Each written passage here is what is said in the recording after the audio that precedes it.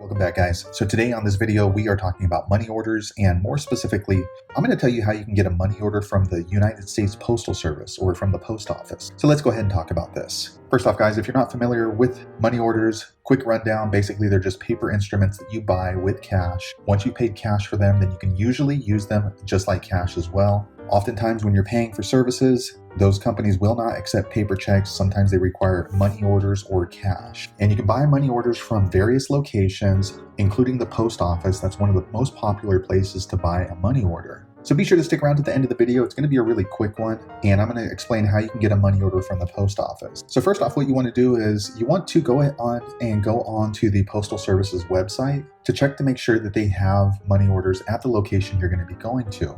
Every single location that I've ever been to that has a person working, they do print out money orders. Although I know the post office does have some satellite offices that may or may not offer that service. Be sure to check my video description. I'll try to leave a quick link to verify and to search for a location near you.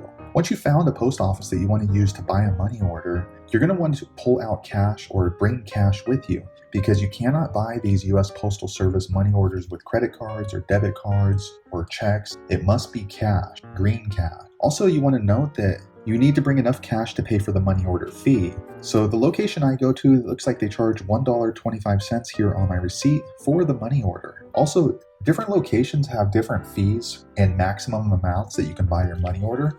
Oftentimes, companies will not print a money order for more than $500. So what that means is if you have a large purchase or a large fee you need to pay with a money order, let's say $1,000, then you're probably going to need to buy multiple money orders. So if the maximum is $500 and you're paying $1,000, that means that you need to buy two separate money orders, which means it's going to be two separate fees. So again, I paid $1.25, but if I was required to buy two of them for a large purchase, then I would have to pay $2.50. So just make sure that you have enough cash in hand to buy your money order for the amount you want, in addition to the fee that they're going to be charging you. Once you get there to the post office, you want to go ahead and stand in line. There's not a machine that you can use to order a money order through the post office. You do need to talk to somebody. Once you stand in line and you go to the front of the register, you just want to let the person know how much of a money order you want to buy.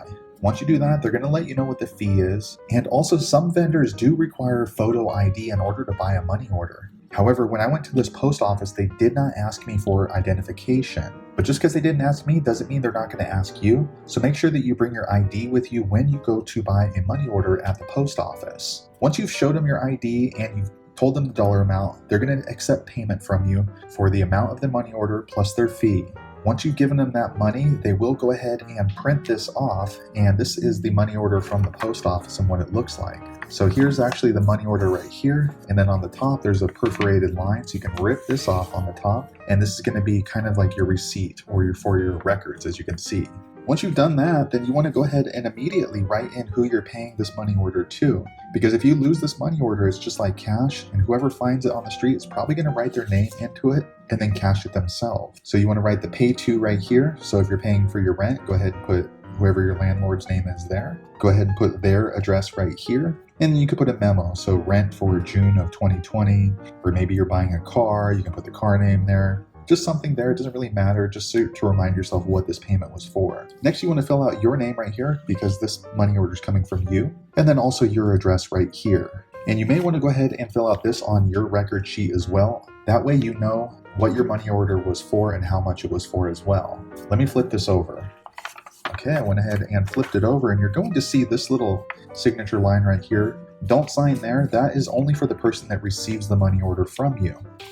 Also, on your receipt or the record sheet right here, it lets you know if you lose or if your money order is stolen, you need to go into the post office and file a claim. They don't have an online or a phone number that you can do, but you need to bring this with you, which is this receipt part of the money order. So don't send this out whenever you issue your money order. But as soon as they issue this money order is good, and whoever receives it can contact the post office to verify the funds are still there before they accept it from you, so that's kind of nice. But that is how you can get a money order from the post office. If you happen to know an easier way, be sure to leave a comment below, let the rest of us know how you did it. But hopefully you found that video useful. If so, click thumbs up or maybe consider subscribing to my channel. And I hope to see you on the next video. Thanks again for watching.